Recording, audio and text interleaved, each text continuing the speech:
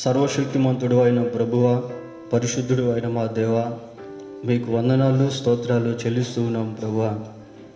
నాయన, మీ స్వహస్తాలలో మమ్మల్ని మేము అప్పగించుకొని ప్రభువా సంపూర్తిగా నాయన మీ చిత్తానికి లోబడుచు మీ చిత్తానుసారమైన పాత్రలుగా మీ ద్వారా రూపొందించబడి ప్రభువా మీ ఉద్దేశములు మీ తలంపులు మా పట్ల ఏ విధంగా ఉన్నాయో వాటి ప్రకారము మీ చేతులతో మేము మీరు వాడుకునేటువంటి మీకు అనుకూలమైన పాత్రలుగా నిర్మించబడి భూమి మీద మిమ్మను మహిమపరిచేవారముగాను మీకు మహిమ తెచ్చేవారముగాను అనేకులకు ఆశీర్వాదకరముగాను ప్రభా ఉండునట్లు మాకు సహాయము చేయమని మా రక్షకుడైన యేసుక్రీస్తు పరిశుద్ధమైన నామములో ప్రార్థన చేస్తున్నాము తండ్రి, ఆమేన్.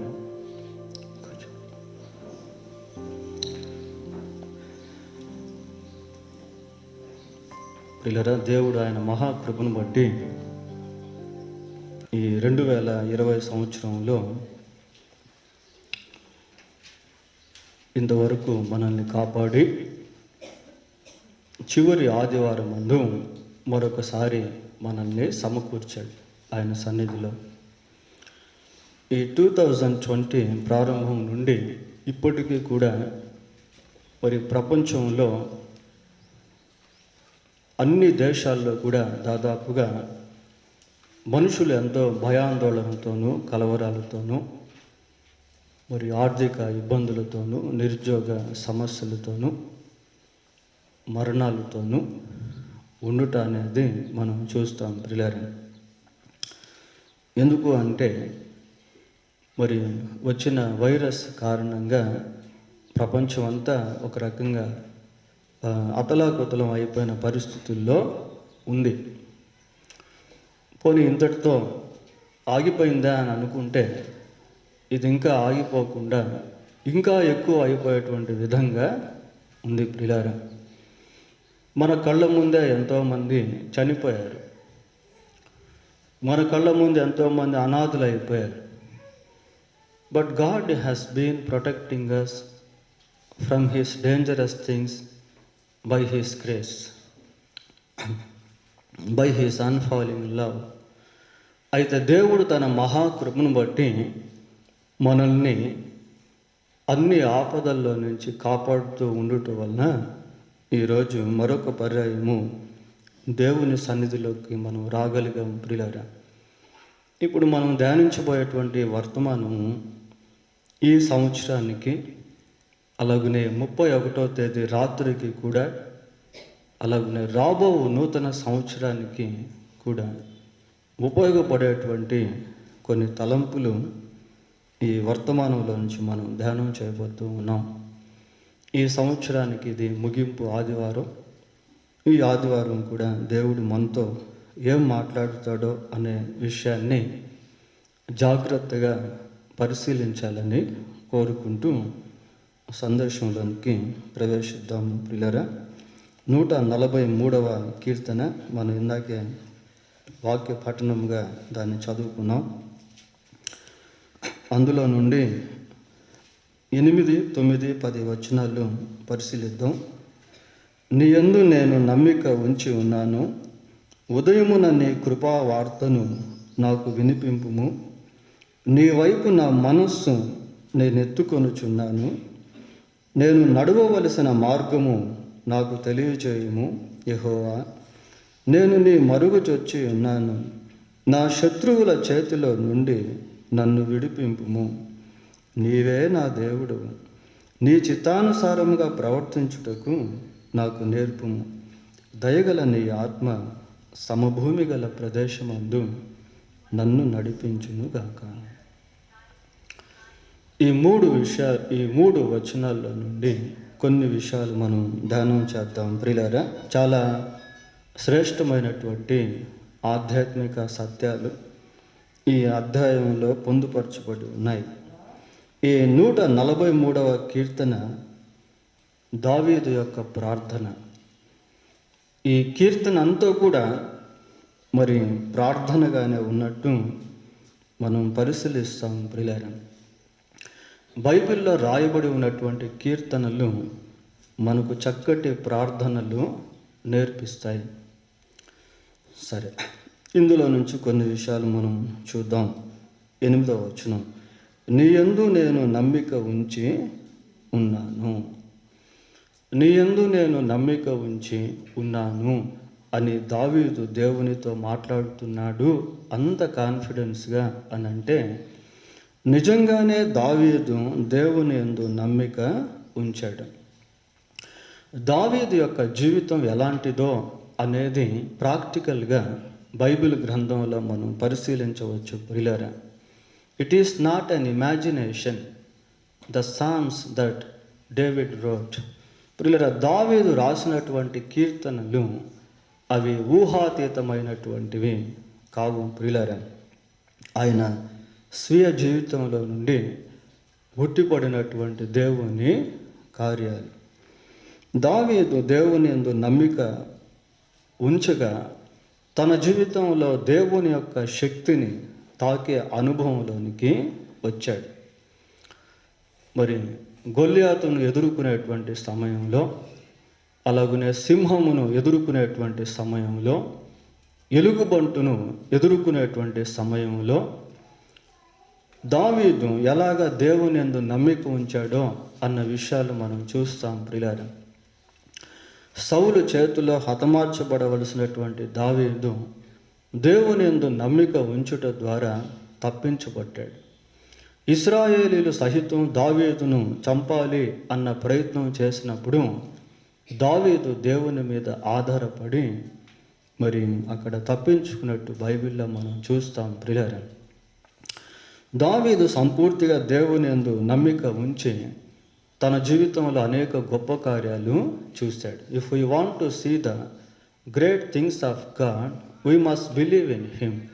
ప్రియులారా, దేవుని ద్వారా గొప్ప కార్యాలు మనం అనుభవించాలి అంటే దేవుని యందు సంపూర్ణ నమ్మిక ఉంచడం అనేది చాలా అవసరం.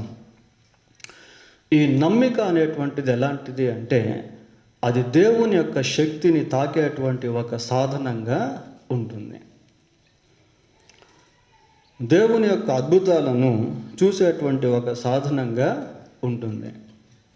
దేవుని ద్వారా పాపక్షమాపణ పొందుకునే అనుభవంలోనికి విశ్వాసం అనేటువంటిది నడిపిస్తుంది. రాబో ఉగ్రత నుండి, నిత్య నరకం నుండి తప్పించుకునేదానికి విశ్వాసం సహాయపడుతుంది. ప్రియులారా, కనుక నమ్మిక అనేటువంటిది చాలా ప్రాముఖ్యమైనది. అది భౌతిక సంబంధమైన జీవితంలో, ఆధ్యాత్మిక సంబంధమైనటువంటి జీవితంలో దేవుని యొక్క శక్తిని తాకేటువంటి ఒక గొప్ప సాధనం. ప్రియులారా, అయితే ఆ నమ్మికను గురించి మనకు అంతగా తెలియదు. సైతానుకు దీని గురించి బాగా తెలుసు. అపవాదికి నమ్మకమును గురించి బాగా తెలుసు. ప్రియులారా, మనిషి దేవుని నమ్ముకుంటే బాగుపడిపోతాడు అన్న ఆ సత్యం సాతానుకు తెలుసు కనుక మనుషులు దేవుని యందు విశ్వాసం ఉంచకుండా చేసేటువంటి ప్రయత్నాలు సాతానుడు చేస్తూ ఉంటాడు. లూకా రాసిన సువార్త 23వ అధ్యాయము 32వ వచనాన్ని చదువుకుందాం. ప్రియులారా,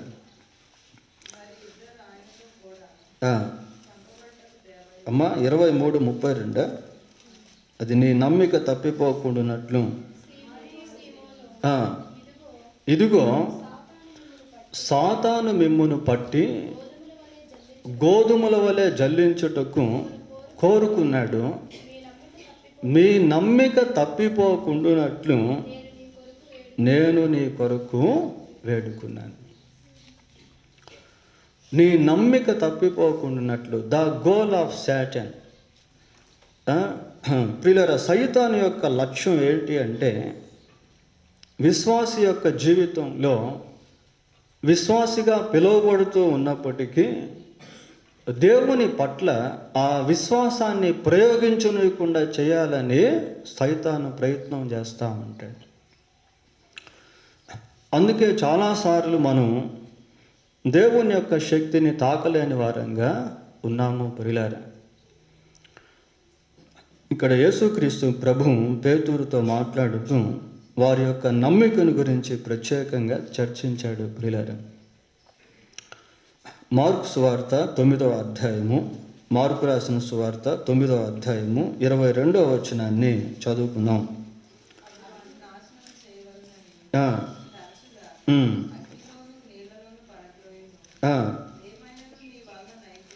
ఏమైనను నీ వలనైతే మాకు సహాయము చేయమనేను. ప్రియులారా, ఇక్కడ ఒక తండ్రి తన కుమారునికి దయ్యం పట్టింది, చాలా బాధపడుతూ ఉన్నాడు, ఎప్పుడు చచ్చిపోవాలనే ప్రయత్నం చేస్తూ ఉన్నాడు. అటువంటి సమయంలో ఆ తండ్రి యేసు ప్రభు దగ్గరికి తన కుమారుణ్ణి తీసుకుని వచ్చాడు. తన కుమారుడికి ఏ విధంగా అయినా సరే ఆ దయ్యం నుండి విడుదల దొరకాలి అనే ఉద్దేశంతో తండ్రి కుమారుని తీసుకొని ప్రభు దగ్గరికి వచ్చాడు ప్రియులారా. అప్పుడు ప్రభువును చూసి మాటలు ఆ తండ్రి అంటున్నాడు, ఏమైనా నీ వలన అయితే మా మీద కనికరపడి మాకు సహాయం చేయి అంటే ప్రభు అన్నాడు. అందుకు యేసు, నమ్ముట నీ వలన అయితే నమ్మువానికి సమస్తము సాధ్యమే అన్నాడు. నమ్ముట నీ వలన అయితే ఆ నమ్మికను గురించి మాట్లాడాడు ప్రియులారా. అప్పుడు ఆ తండ్రి అన్నాడు, నమ్ముచున్నాను, నాకు అపనమ్మకం ఉండకుండా సహాయము చేయమని బిగ్గరగా చెప్పాను. ఈ వచనం మనం బాగా పరిశీలించాలి. నమ్ముచున్నాను, నాకు అపనమ్మకము ఉండకుండా సహాయము చేయమని బిగ్గరగా చెప్పాను. ఆయనకు నమ్మకం అనేటువంటిది ఉంది. అదే సమయంలో ఎక్కడో ఒక విధమైనటువంటి అవిశ్వాసము వెంటాడుతూ ఉంది ప్రియులారా. జరగదా, చేస్తాడా, చేయడా, ఇది ఆయనకు సాధ్యమా కాదా? ఏదో ఒక చిన్న అవిశ్వాసం, అల్ప విశ్వాసము దేవుని యొక్క శక్తిని తాకనేయకుండా అడ్డుపడుతూ ఉంటుంది. అయితే ఇక్కడ ఒక మంచి రిక్వెస్ట్ మనం చూస్తాం ప్రియులారా. నాకు అపనమ్మకం ఉండకుండా సహాయము చేయమని బిగ్గరగా చెప్పాను. అక్కడ ఫుట్ నోట్స్లో ఏమని రాశారు? 1 అంకె వేసి కన్నీళ్లు విడిచి అని ఉంది. ఎక్కడైతే మనం ఏ విధమైన అపనమ్మికతలో ఉన్నామో దేవుని సన్నిధిలో కన్నీరు విడిచి ప్రార్థించి ఆ అపనమ్మికను మనం తీసివేసుకోవాలి ప్రియులారా. God will definitely help us. దేవుడు తప్పకుండా మనకు సహాయము చేస్తాడు. ఎందుకో తెలుసా? ఆయన విశ్వాసమునకు కర్తయు దానిని కొనసాగించేటువంటి వాడు. ప్రియులారా, he is the author of the faith. ఆయన విశ్వాసమునకు కర్త. దానిని ఏ విధంగా కొనసాగించాలో అనేది కూడా దేవుడు మనకు నేర్పిస్తాడు. ఇది మనం నేర్చుకోవాలి. We should learn it from God. దేవుని నుండి మనం దీన్ని నేర్చుకోవాలి. సరే, 143వ కీర్తన 8వ వచనంలో, ఉదయమున నీ కృపా వార్తను నాకు వినిపింపుము.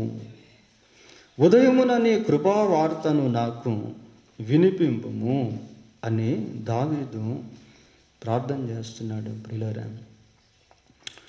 ఏమండి, రోజులో ప్రతిదీ కూడా ఉదయంతో మనము ప్రారంభిస్తాం. ప్రతిరోజు మనం ఉదయంతో ప్రారంభిస్తాం ప్రియులారా. Morning is very important. Before doing anything, ఏది చేయాలన్న ఉదయం అనేటువంటిది చాలా ప్రాముఖ్యమైనటువంటిదిగా ఉంటుంది ప్రియులారా. ఉదయమున నీ కృపా వార్తను నాకు వినిపింపు. కృపా వార్తను నాకు వినిపింపుము అంటే దేవుని యొక్క వాక్యాన్ని చదవటం. ఉదయాన్నే వాక్యాన్ని చదువుతున్నప్పుడే కదా దేవుని వాక్యం మనకు వినపడేది. మరి ఎంతమంది ఉదయాన్నే మనలో బైబిల్ చదువుతూ ఉన్నారు? How many of us read the Bible in every morning, every day? ప్రియులారా, ఉదయమున నీ కృపా వార్తను నాకు వినిపింపు. ప్రతిరోజు బైబిల్ చదువుతూ ఉన్నప్పుడు దేవుడు మనతో మాట్లాడుతాడు ప్రియులారా. ఉదయాన్నే లేచి బైబిల్ చదవటం అనేది ఒక మంచి ఉత్తమమైన పని. ఒకవేళ ఈ సంవత్సరంలో మనం ఫెయిల్ అయిపోయి ఉంటే రాబో సంవత్సరంలోనైనా దీన్ని అలవర్చుకొనుట అనేది ఎంతో మంచిది ప్రియులారా. దేవుడు అట్టి సహాయం మనందరికీ చేయునుగాక. ఉదయమున నీ కృపావార్తను నాకు వినిపింపుము అని అంటున్నాడు. 90వ కీర్తన 4వ వచనాన్ని చదువుకుందాం ప్రియులారా.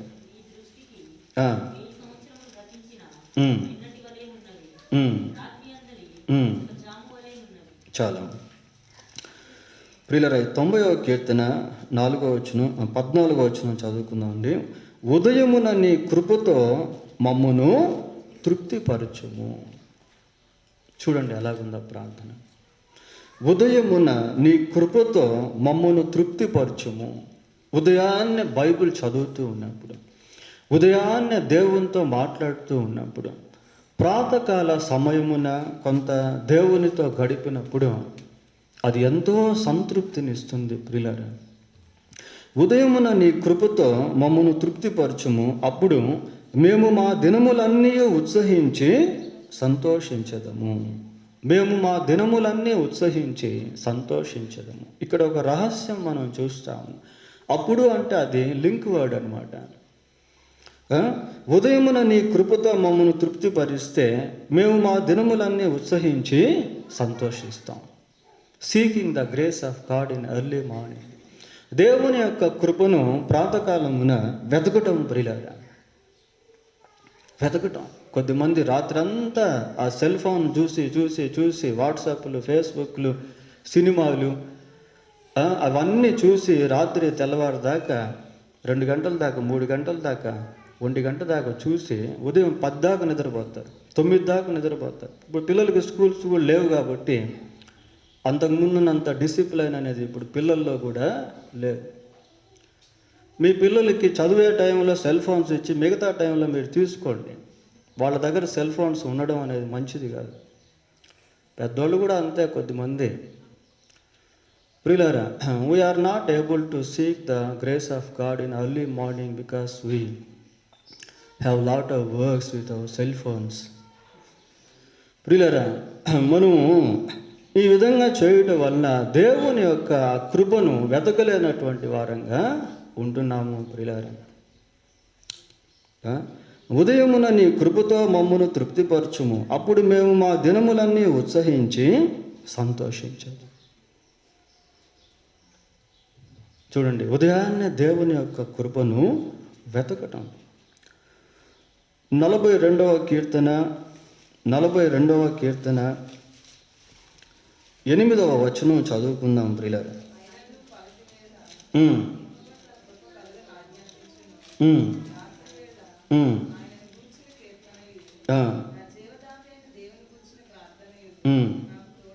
అసలు ఈ వచనం ఎట్లాంటిది అంటే ప్రియులారా, ఈ వచనం ఒకసారి జాగ్రత్తగా మనం ప్రశాంతంగా దాన్ని అబ్జర్వ్ చేసినట్లయితే, పరిశీలన చేసినట్లయితే అది మనకు హృదయాన్ని హత్తుకునేటువంటి విధంగా ఉంటుంది. నాకు చాలా ఇష్టం ఈ వచనం అంటే. పగటి వేళ యెహోవా తన కృప కలుగును ఆజ్ఞాపించును, రాత్రి వేళ ఆయనను గూర్చిన కీర్తనయు. ఏమండి, రాత్రి వేళ ఆయనను గూర్చిన కీర్తనయు, నా జీవదాత అయిన దేవుని గూర్చిన ప్రార్థనయు నాకు తోడుగా ఉండును.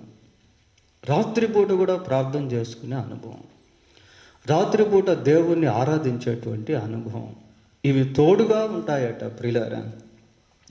దావీదు తన యొక్క జీవితంలో ఇలాంటి వాటి గుండా ప్రయాణం చేశాడు. చాలా వరకు దావీదు వివాహం కాకమునుపు ఒంటరిగా ఉన్నటువంటి సమయంలో, యవ్వనస్తుడిగా టీనేజ్ వయసులో ఉన్నటువంటి సమయంలో ఎక్కువ సమయాన్ని దేవునితో గడిపేవాడు. ఎక్కువ సమయాన్ని దేవునితో గడిపేవాడు, రాత్రింబగళ్ళు ప్రియులారా.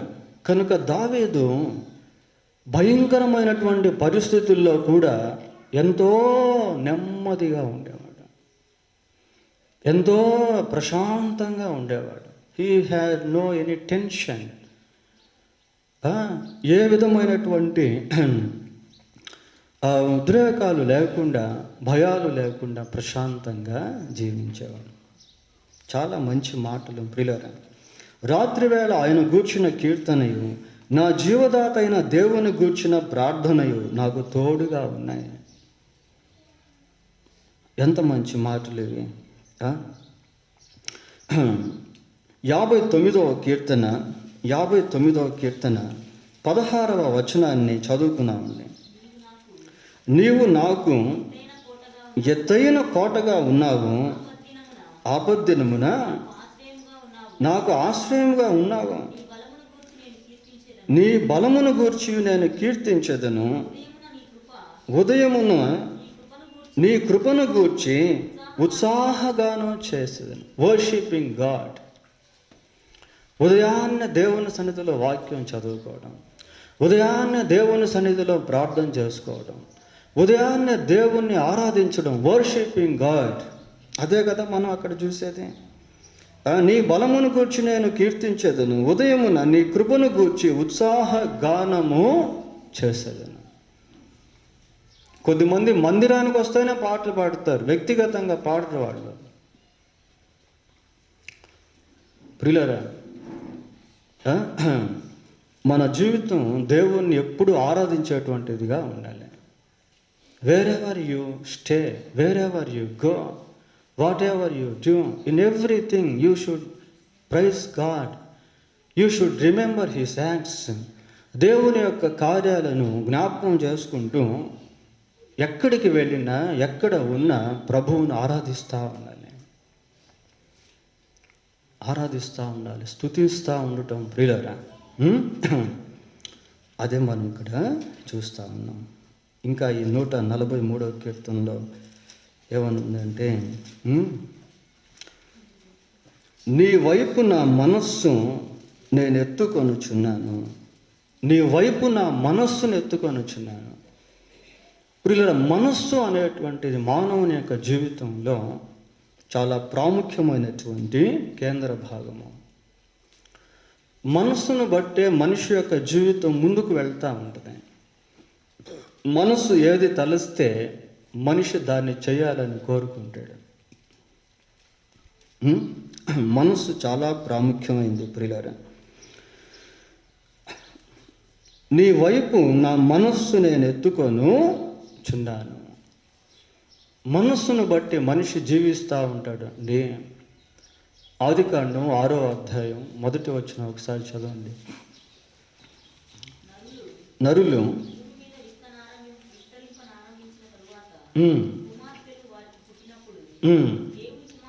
దేవుని కుమారులు చక్కని వారిని చూచి వారందరిలో తమకు మనస్సు వచ్చిన స్త్రీలను వివాహం చేసుకున్నారు. తమకు మనస్సు వచ్చిన స్త్రీలను వివాహం చేసుకున్నారు. మనస్సు ఏ విధంగా నడిపిస్తే మనిషి ఆ విధంగా నడుస్తాడు ప్రియులారా. ఈ మనస్సు అనేటువంటిది ఏం చేస్తుంది అంటే మనలో ఉండి మనల్ని కంట్రోల్ చేస్తూ ఉంటుంది. We are unable to conquer it. మనం దాన్ని జయించలేము ప్రియులారా.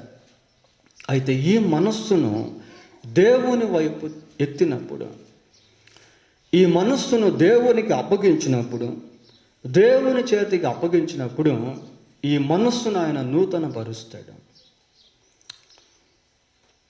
నీ మనస్సు దేవుని మనస్సుగా మారాలి, అది ఇంపార్టెంట్. క్రీస్తు యేసుకు కలిగిన మనస్సును మీరును కలిగి ఉండండి. సామెతల గ్రంథం 25వ అధ్యాయము 28వ వచనాన్ని చదువుకుందామండి. ప్రాకారము లేక పాడైన పురము అంతే. పట్టణం ప్రాకారం లేకపోతే పాడైపోతుంది ప్రియులారా. అంతే కదా. ప్రాకారం లేని పట్టణాలు, పురాలు పాడైపోతాయి.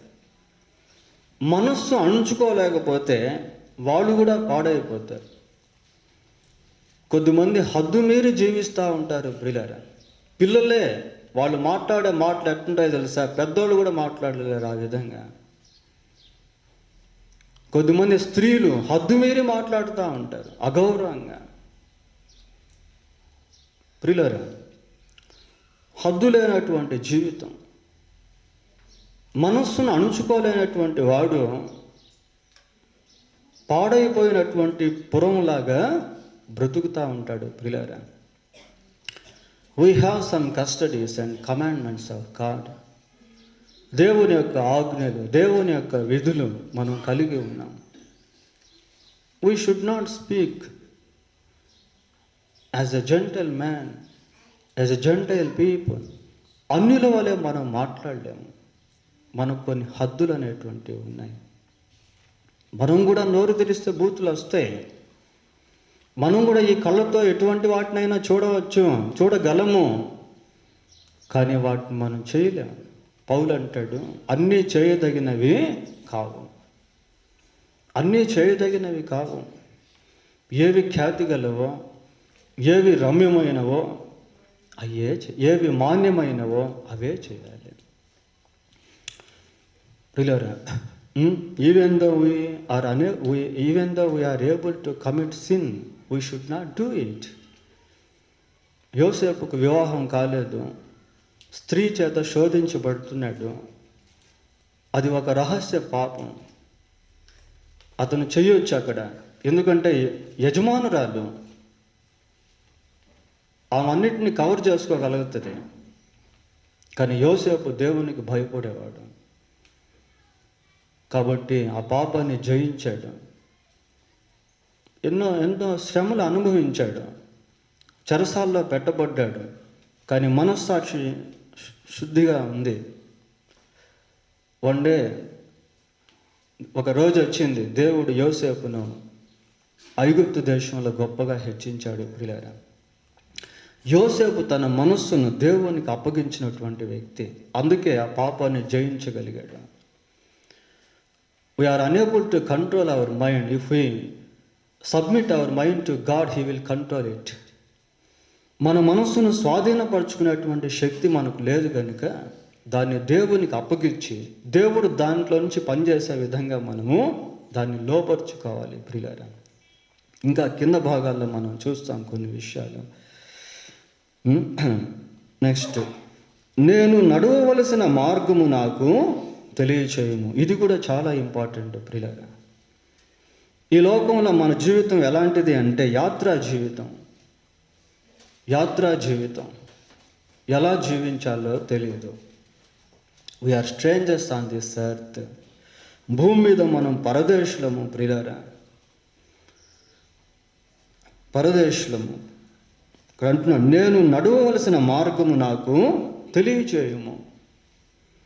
నాకు తెలియచేయము ప్రభువా, నేను ఎలా నడవాలి, ఎలా జీవించాలి, ఎలా మాట్లాడాలి అనేది నేర్పించు అన్నట్టు అడుగుతున్నాడు. ప్రియులారా, 25వ కీర్తన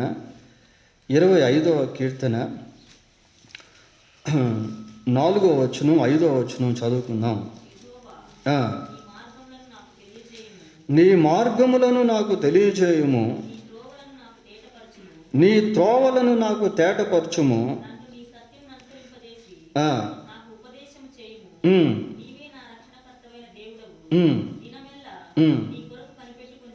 చాలా, ఇది కూడా ప్రార్థనే. ఈరోజు మనం చెప్పుకునేటువంటి సందేశం అంతా కూడా దాదాపు ప్రార్థనతోనే ఉంటుంది ప్రియులారా. ప్రార్థన గురించే ఉంటుంది. యెహోవా, నీ మార్గములను నాకు తెలియచేయుము. అంటే దావీదు ఉద్దేశం ఏంటి అంటే దేవుని మార్గములో నడుచుకోవాలి అని దావీదు ఆశిస్తూ ఉన్నాడు. లోకంలో రకరకాల మార్గాలు ఉన్నాయి. వంకర మార్గం ఉంది, దుష్టుల మార్గం ఉంది, దుర్మార్గం ఉంది. ప్రియులారా, మరణకరమైన మార్గాలు ఉన్నాయి. యెహోవా, నీ మార్గములను నాకు తెలియచేయుము, నీ త్రోవలను నాకు తేటపరచుము, నన్ను నీ సత్యమును అనుసరింపచేసి. ఆ మాట చూడండి ఎలాగుందో. అంటే తను దేవునికి అప్పగించుకొని దేవుని ద్వారా తాను జీవించాలి అని కోరుకుంటా ఉన్నాడు. దీన్ని కరెక్ట్గా చెప్పాలి అంటే, ఒక చిన్న బిడ్డ తండ్రితో వెళ్తున్నప్పుడు ఆ బిడ్డ ఎటు వెళ్ళాలో తెలియదు కాబట్టి చేతిని ఏం చేస్తే తండ్రికి అప్పగిస్తుంది. అప్పుడు తండ్రి ఆ చేతిని పట్టుకొని తండ్రి ఎక్కడికైతే వెళ్తాడో ఆ బిడ్డను కూడా అక్కడికి తీసుకెళ్తాడు. అలాంటిది ఇది. నన్ను నీ సత్యమును అనుసరింపచేసి, అంటే దేవునికి తన్ను తాను అప్పగించుకొని దేవుని ద్వారా తాను జీవించాలనేటువంటి ఆశ ప్రియులారా. అది అక్కడ ఉన్నటువంటి లోతైన భావన. నన్ను నీ సత్యమును అనుసరింపచేసి నాకు ఉపదేశము చేయుము, నీవే నా రక్షణకర్తవైన దేవుడము, దినమెల్లా నీ కొరకు కనిపెట్టుచున్నాను. దినమెల్లా దేవుని కోసం కనిపెట్టుకునే ఉన్నాడట ప్రియులారా.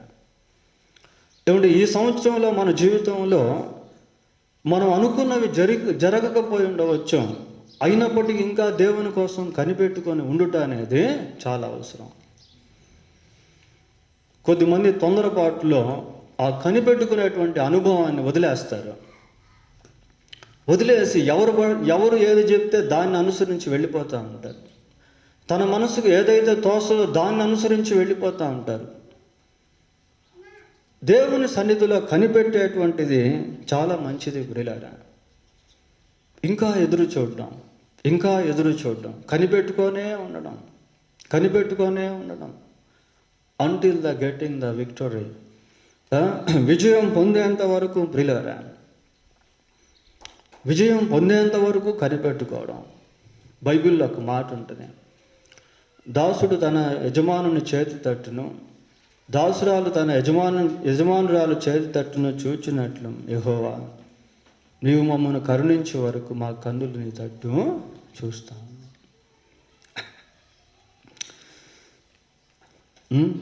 దావీదు ఎంత మంచి ప్రార్థన ఇక్కడ చేశాడో చూడండి. నేను నడవవలసిన మార్గము నాకు తెలియచేయుము అని అంటున్నాడు ప్రియులారా. 27వ కీర్తన 11వ వచనం కూడా చదువుకుందాం. నీ మార్గము నాకు బోధింపుము, నా కొరకు పొంచి ఉన్న వారిని చూచి సరళమైన మార్గమున నన్ను నడిపించు. నా కోసం అనేక మంది పొంచి ఉన్నారు ప్రియులారా. నీ జీవితాన్ని తప్పు పట్టేదానికి ఎంతోమంది ప్రయత్నం చేస్తూ ఉంటారు. ఒక విశ్వాసి దేవుని కోసం జీవిస్తూ ఉన్నప్పుడు శత్రువులు చాలామంది ఉంటారు. ఎక్కడో ఒక విధంగా ఆ వ్యక్తిని ట్రాప్ చేయాలి అని. ఉదాహరణకి బబులోను సామ్రాజ్యంలో దానియేలు ఉన్నాడు. దానియేలు దేవుని కోసం జీవిస్తూ ఉంటే దేవుడు దానియేలును ఆశీర్వదిస్తూ ఉన్నాడు. బానిసగా ఉండాల్సినటువంటి దానియేలు అదే బబులోను సామ్రాజ్యంలో అధికారిగా మారిపోయాడు. దేవుడు అంతగా దానియేలును హెచ్చించాడు. ఎప్పుడైతే దానియేలు దేవుని కోసం జీవిస్తూ ఉన్నాడో దానియేలు చాలా పర్ఫెక్ట్గా ఉన్నాడు ప్రియులారా. అయితే కొద్దిమంది పంచుకొని ఉన్నారు. ఎక్కడైనా దానియేలులో తప్పు పట్టి దాన్ని రాజుకు చెప్పి దానియేలుని ఏ విధంగా అయినా సరే చిక్కులో పెట్టాలి అని. షడ్రక్ మేషక్ అబేద్నెగో కూడా అంతే. యేసుక్రీస్తు ప్రభు శరీరధారిగా ఉన్నటువంటి దినాల్లో ఆయన పట్ల అసూయ కలిగినటువంటి సద్దూకయులు, శాస్త్రులు, పరిసయ్యులు, హేరోదీయులు, రకరకాల వర్గాలకు సంబంధించినటువంటి వాళ్ళు ఆయన్ని చిక్కపరచాలి, ట్రాప్ చేయాలని ఎన్నో ప్రయత్నాలు చేశారు ప్రియులారా. అంటున్నాడు సరళ మార్గంలో నన్ను. ఇంకోసారి చదవండి నా మాట, ఫస్ట్ నుంచి చదవండి. యెహోవా నీ మార్గము నాకు బోధింపుము, నా కొరకు పొంచి ఉన్న వారిని చూచి సరళమైన మార్గములో నన్ను నడిపించు. That should be our prayer. ప్రియులారా, మనుషులు నిన్ను నిందించినప్పటికీ you have to keep your standards even the people blame you. మనుషులు నిన్ను నిందించిన నీ విశ్వాస పరిమాణాలను జాగ్రత్తగా కాపాడుకోవాలి. అది ఇంపార్టెంట్. అది ప్రాముఖ్యము ప్రియులారా. 119వ కీర్తన 34వ వచనం. నీ ధర్మశాస్త్రం అనుసరించుటకు నాకు బుద్ధి దయచేయము, అప్పుడు నా పూర్ణ హృదయముతో నేను దాని ప్రకారము నడుచుకొందును. Following the law of God. దేవుని ధర్మశాస్త్రం అనుసరించడం ప్రియులారా. నీ ధర్మశాస్త్రం అనుసరించుటకు నాకు బుద్ధి దయచేయము అంటున్నాడు. అప్పుడు నా పూర్ణ హృదయముతో నేను దాని ప్రకారము నడుచుకుందును. Following the word of God, the law of God. దేవుని వాక్యాన్ని అనుసరించి నడుచుకోవడం ప్రియులారా. దేవుని వాక్యాన్ని ఎవరైతే అనుసరించి నడుచుకుంటారో వారి జీవితాలు నిర్దోషమైనట్టుగా ఉంటాయి. అదే 119వ కీర్తన 1వ వచనం. యెహోవా ధర్మశాస్త్రం అనుసరించి నిర్దోషముగా నడుచుకునేవారు ధన్యులు. యెషయా గ్రంథం 30వ అధ్యాయం. యెషయా గ్రంథం 30వ అధ్యాయము 21వ వచనం. మీరు కుడి తట్టైనను ఎడమ తట్టైనను తిరిగినను ఇదే త్రోవ, దీనిలో నడువుడి అని నీ వెనుక నుండి ఒక శబ్దం నీ చెవులకు విను. గాడ్స్ గైడెన్స్ ప్రియులారా. దేవుని యొక్క నడిపింపు. కుడి తట్టు వెళ్తూ ఉంటే లేక ఎడమ తట్టు వెళ్తూ ఉంటే నీవు ఎటు వెళ్ళాలో అనేటువంటిది దేవుడు నీ వెనక నుంచి మాట్లాడుతూ ఉంటాడు. నీ వెనుక నుంచి దేవుడు నిన్ను నడిపిస్తూ ఉంటాడు ప్రియులారా. నేను నడవవలసిన మార్గం నాకు తెలియచేయము.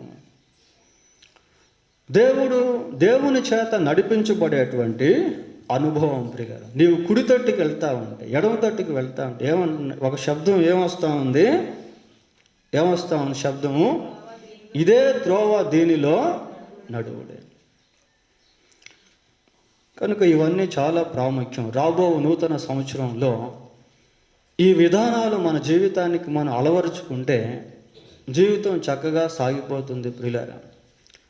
2021 అనేటువంటిది అది కూడా ఒక భయంకరమైనటువంటి సంవత్సరం అని అంటున్నారు కొద్దిమంది. We don't know about it. మనకు దాని గురించి తెలియదు ప్రియులారా. ఏది ఏమైనప్పటికీ అది ఎంత భయంకరమైన అపాయకరమైన, గాడ్ ఈజ్ విత్ అస్. దేవుడు మనతో కూడా ఉన్నాడు ప్రియులారా. సరే, దావీదు అంటున్నాడు, నేను నడవవలసిన మార్గం నాకు తెలియచేయము. యెషయా గ్రంథం 48వ అధ్యాయము 17వ వచనం చదువుకుందాం. 48:17. నీ విమోచకుడును ఇశ్రాయేలీల పరిశుద్ధ దేవుడైన నీకు ప్రయోజనము కలుగునట్లు నీ దేవుడనైన యెహోవానగు నేనే నీకు ఉపదేశం చేస్తాను. నీవు నడవవలసిన త్రోవను నిన్ను నడిపిస్తాను. గాడ్ ప్రామిస్, దేవుని వాగ్దానం ప్రియారా. ఐ విల్ టీచ్ యూ, నేను నీకు బోధిస్తాను, ఉపదేశిస్తాను. ఇవన్నీ మనం పట్టుకోవాలా ప్రియులారా. దేవుని వాగ్దానాలను స్వతంత్రించుకునే దానికి మన విశ్వాస పరిమాణాలను ఉపయోగించాలి. దేవుడు అట్టి కృప మనకు దయచేయను గాక. తర్వాత ఇంకా ఏమని చూస్తున్నాం? 143వ కీర్తన 9వ వచనం. యెహోవా, నేను నీ మరుగు చొచ్చి ఉన్నాను, నా శత్రువుల చేతిలో నుండి నన్ను విడిపింపుము. దేవుడు అండగా ఉండి శత్రువుల చేతిలో నుండి విడిపిస్తాడు. దీని గురించి మనం అంత ఎక్కువగా ఇప్పుడు చెప్పుకోవట్లేదు, కానీ 10వ వచనం చూద్దాం. నీవే నా దేవుడవు, నీ చిత్తానుసారముగా ప్రవర్తించుటకు నాకు నేర్పుము. ప్రియులారా, నీవే నా దేవుడవు, నీ చిత్తానుసారముగా ప్రవర్తించుటకు నాకు నేర్పుము. ఇది చాలా మంచి ఎక్స్ప్రెషన్ అన్నమాట. నీవే నా దేవుడవు అనేటువంటి ఆ మాట చాలా శ్రేష్టమైనటువంటి మాట ప్రియులారా. నీవే నా దేవుడవు అని అంటే అది దేవునితో ఉన్నటువంటి సహవాసాన్ని, సంబంధాన్ని ఎవరు కూడా విడదీయలేనటువంటి విధంగా అది ఉంటుంది ప్రియులారా. యోహాను సువార్త 15వ అధ్యాయం, యోహాను రాసిన సువార్త 15వ అధ్యాయము 4-5 వచనాలు చూడండి. నా యందు నిలిచి ఉండండి, మీ యందు నేనును నిలిచి ఉంటాను. తీగ ద్రాక్షావళిలో నిలిచి ఉంటే కానీ తనంతట తానే ఎలాగ ఫలింపదో, అలాగే నా యందు నిలిచి ఉంటేనే కానీ మీరును ఫలింపరు. ప్రియులారా, దేవుని యందు నిలిచి ఉండే అనుభవం జీవితం. తీగ ద్రాక్షావళి నుంచి వేరైపోతే అది ఎండిపోతుంది ప్రియులారా. దాంట్లో ఇంకా సారం అనేది ఉండదు, దాంట్లో ఇంకా అభివృద్ధి అనేది జరగదు, అది ఇంకా ఎదగలేదు. కనుక తీగ ఎప్పుడు ఎదగాలన్నా, ఫలించాలన్నా, అభివృద్ధి చెందాలన్నా ద్రాక్షావళిలో అది నిలిచి ఉండాలి. దేవుని యందు నిలిచి ఉండేటువంటి అనుభవం ప్రియులారా. యెహోవా నీవే నా దేవుడవు. ఇది ఎలాంటి సంబంధం అని అంటే, ప్రియులారా, పిల్లలకు తల్లిదండ్రులకు మధ్య ఉండే ఆ సంబంధాన్ని ఎవ్వరు కూడా విడదీయలేరు. అలాంటి రిలేషన్షిప్ అనేది వాళ్ళకి ఒక తల్లికి బిడ్డకు మధ్య ఉండేటువంటి ఆ రిలేషన్ అనేటువంటిది అంత బలంగా ఉంటుంది ప్రియులారా. అలాంటిది సంబంధం. మనం యేసుక్రీస్తునందు విశ్వాసం ఉంచినప్పుడు మనం దేవుని పిల్లలముగా మారాం. ఆయన లేకుండా మనం బ్రతకలేము, మనం లేకుండా ఆయన ఉండలేడు. అలాంటి రిలేషన్షిప్ ఇది. ఇంకా ఇది ఎలాంటి బంధం అంటే ఒక భార్యాభర్తకు మధ్య ఉండేటువంటి బంధం ప్రియులారా. వివాహ సమయంలో వారిద్దరూ ఏ విధంగా ఏకపరచబడి వారి జీవితాలు ఇద్దరైనా ఒకటిగా కొనసాగిస్తారో అలాగా కొనసాగించబడేటువంటి బంధం ఇది. సంఘానికి యేసుక్రీస్తు ప్రభువుకు మధ్య ఉన్నటువంటి సత్య సంబంధమైనటువంటి బంధం అది ప్రియులారా. భార్య లేకుండా భర్త, భర్త లేకుండా భార్య ఉండలేనటువంటి బంధం అది. నీవే నా దేవుడవు అనేటువంటిది హగ్గింగ్ వర్డ్, అది హత్తుకునేటువంటి మాట ప్రియులారా. క్రీస్తు ప్రేమ నుండి మనలను ఎడబాపునది ఏది లేదు అని వాక్యంలో చూస్తాం. మరణం కూడా ఎడబాపులేదు. దేవదూతలైన, హింసలైన, కష్టమైన, కరువైన క్రీస్తు ప్రేమ నుండి ఎడబాపునది ఏది కూడా లేదు. There is nothing in this world that separates from Christ. నీవే నా దేవుడు, నీ చిత్తానుసారముగా ప్రవర్తించుటకు నాకు నేర్పుము. ప్రియులారా, దేవుని చిత్తానుసారముగా ప్రవర్తించేటువంటి స్థితి, దేవుని చిత్తానుసారంగా ప్రవర్తించేటువంటి స్థితి. దేవుని చిత్తానుసారంగా మనం జీవించగలిగితే మనం చాలా సంతోషంగా ఉంటాం. మన మనస్సాక్షి చాలా స్పష్టంగా ఉంటుంది. మన సమయం ఎక్కడ వృధా అయిపోయేటువంటిదిగా ఉండదు. యాకోబు రాసిన పత్రిక 4వ అధ్యాయం, యాకోబు రాసిన పత్రిక 4వ అధ్యాయము 14-15 వచనాలు ఒకసారి చదువుకుందాం ప్రియులారా.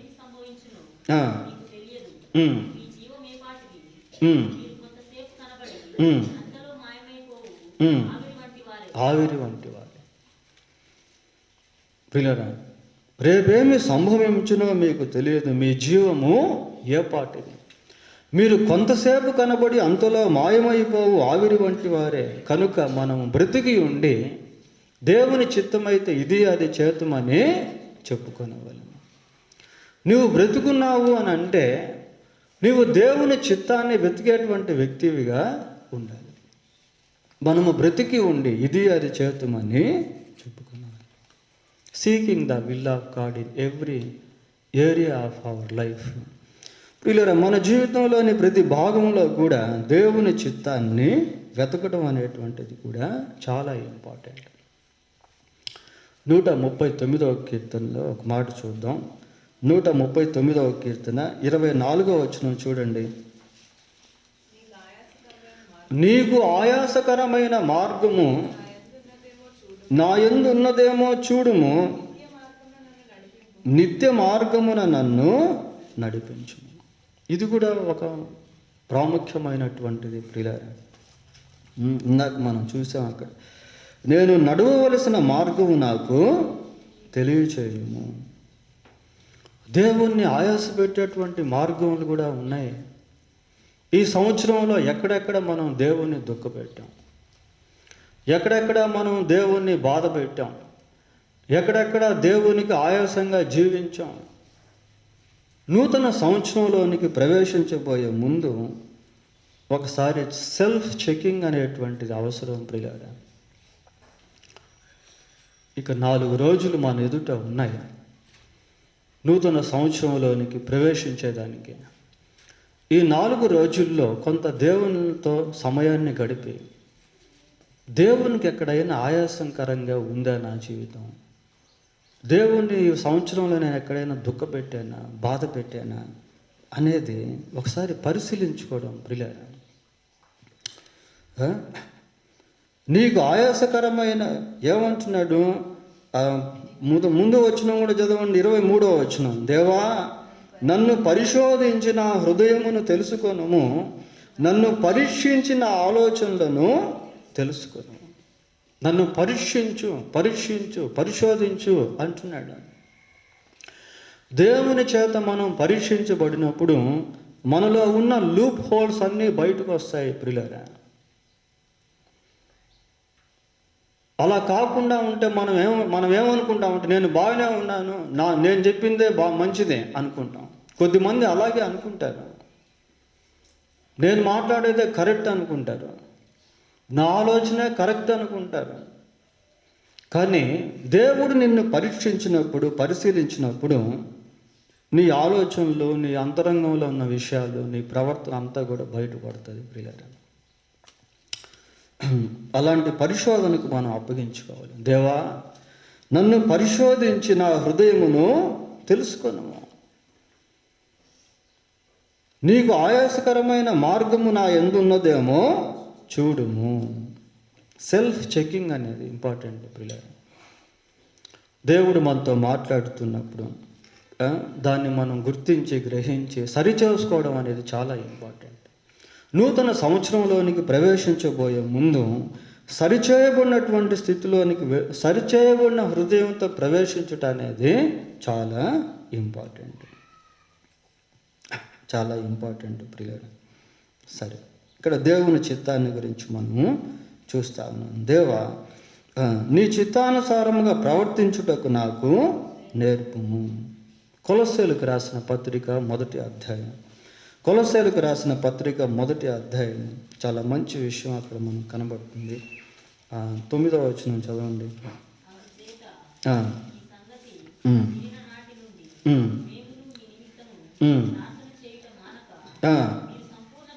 మీరు సంపూర్ణ జ్ఞానమును ఆత్మ సంబంధమైన వివేకము గలవారును ఆయన చిత్తమును పూర్ణముగా గ్రహించిన వారై ప్రతి సత్కార్యములో సఫలమగుచు. చాలు ప్రియులారా, దేవుని చిత్తమును గురించి కూడా ఒక మాట మనం చూస్తాము.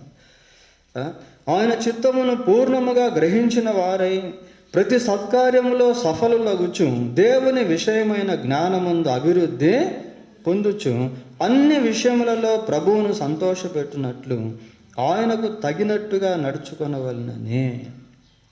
చూడండి, ఆయన చిత్తమును పూర్ణముగా గ్రహించిన వారునై ప్రతి సత్కార్యములో సఫలమవచ్చు. దేవుని చిత్తాన్ని గ్రహిస్తూ ఉన్నప్పుడు కార్యములు సఫలపరచబడుతూ ఉంటాయి ప్రియులారా.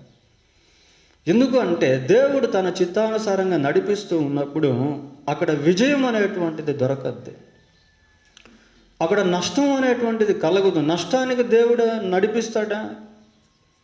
కీడుకు దేవుడు నడిపిస్తాడా? ప్రమాదానికి దేవుడు నడిపిస్తాడా? పాపమునకు దేవుడు నడిపిస్తాడా? లేదు.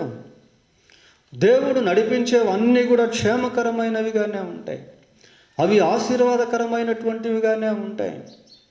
అవి మేలుకరముగానే ఉంటాయి ప్రియులారా. అది దేవుని చిత్తం ఉంది. ఇంకొక మాట కూడా చూద్దాం.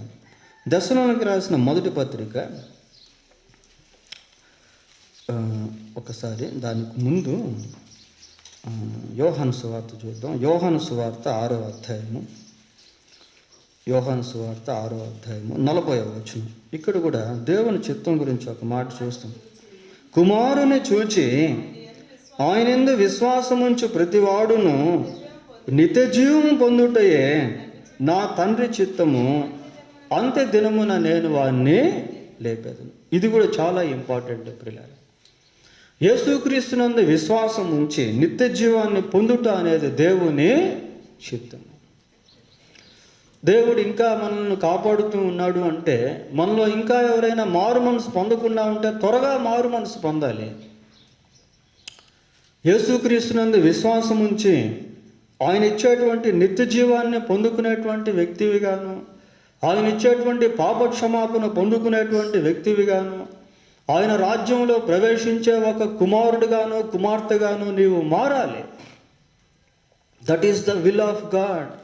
అదే దేవుని చిత్తం ప్రియులారా. లోకంలో ఉన్న మనుషులందరి పట్ల ఉన్న దేవుని చిత్తం ఏంటి అంటే, అందరూ అంతటా మారు మనసు పొందవలనని ఆజ్ఞాపిస్తారు. నీవింకా మారు మనసు పొందకుండా ఉంటే నీవు త్వరగా మారు మనసు పొందాలి.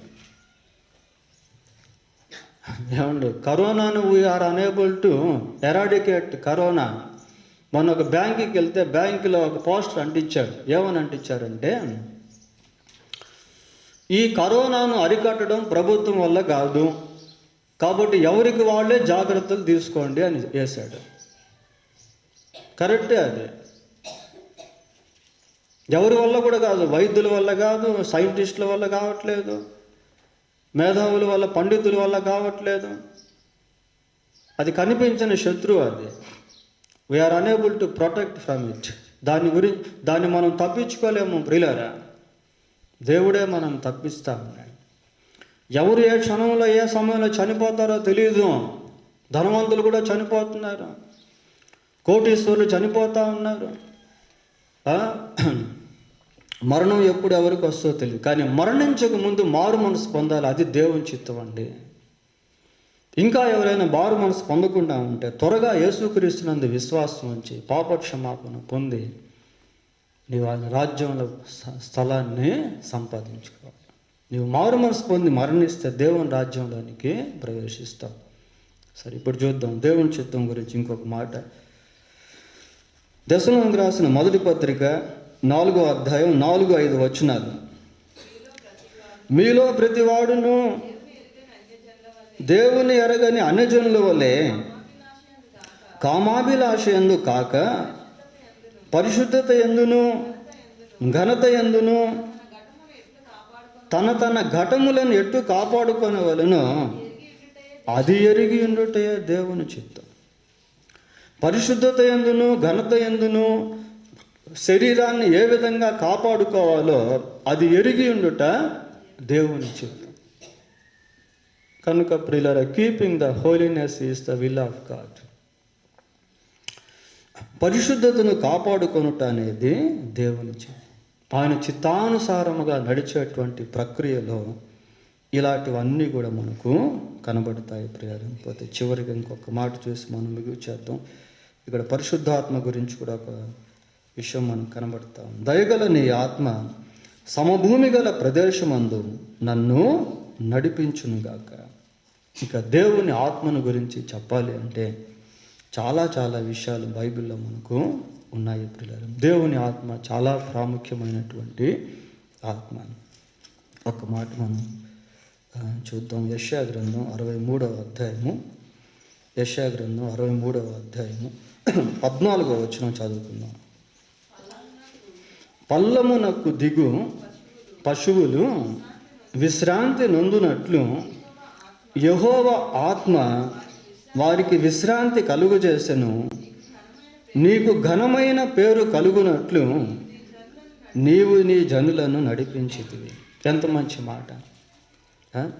పల్లమునకు దిగు పశువులు విశ్రాంతి నొందునట్లు. ఎత్తులో పశువులు వెళ్ళేటప్పుడు చాలా ఇబ్బంది పడతాయి, చాలా బాధపడతాయి, కొన్ని పడిపోతాయి కూడా, దెబ్బలు తగులుతూ ఉంటాయి.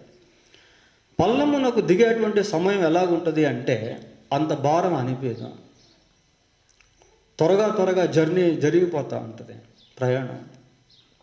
దేవుని ఆత్మ మనతో ఉన్నప్పుడు ఈ భారాలు, సులువుగా చిక్కులు పెట్టే పాపాలు, ఒడిదుడుకులు, ఎదురయ్యేటువంటి సమస్యలు, వాటన్నిటిలో కూడా పరిశుద్ధాత్మ దేవుడు మనకు సహాయం చేస్తాడు. ప్రియులారా,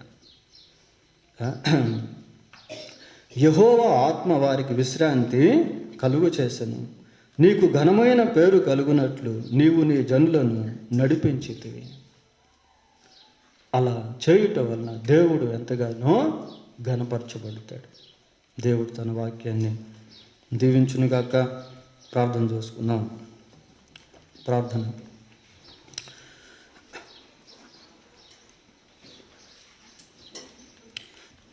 సర్వకృపానిధియగు ప్రభువ, సర్వశక్తిమంతుడు అయిన దేవ, మీ పరిశుద్ధమైన పాదములకు వందనాలు, స్తోత్రాలు చెల్లిస్తూ ఉన్నాం. ఈ 143వ కీర్తనలో నుండి కొన్ని విషయాలు మేము ధ్యానం చేసాం. ఈ ధ్యాన భాగం విన్న మాకు అందరికీ ఆశీర్వాదకరంగా ఉండినట్లు సహాయం చేయండి. ఇంకా ఎవరైతే మారు మనసు పొందలేదో వారు త్వరగా మారు మనసు పొంది మీ బిడ్డలుగా మారునట్లు సహాయం చేయండి. మారు మనసు పొందినటువంటి మేము మీ చిత్తాన్ని వెతికేటువంటి వారముగాను, ప్రభా మా మనస్సు మీ వైపు ఎత్తేటువంటి వారముగాను, ప్రభా మీ చిత్తానికి మమ్మల్ని మేము అప్పగించుకునేటువంటి వారముగాను, మీరు నడిపించే మార్గంలో నడిచేటువంటి వారముగాను, ప్రభా మీ పరిశుద్ధాత్మకు మమ్మల్ని మేము అప్పగించుకునేటువంటి వారముగాను ఉండినట్లు దయతో సహాయం చేయమని వేడుకుంటూ మా రక్షకుడైన యేసుక్రీస్తు ఉన్నతమైన నామంలో ప్రార్థన చేస్తున్నాము తండ్రి. ఆమేన్.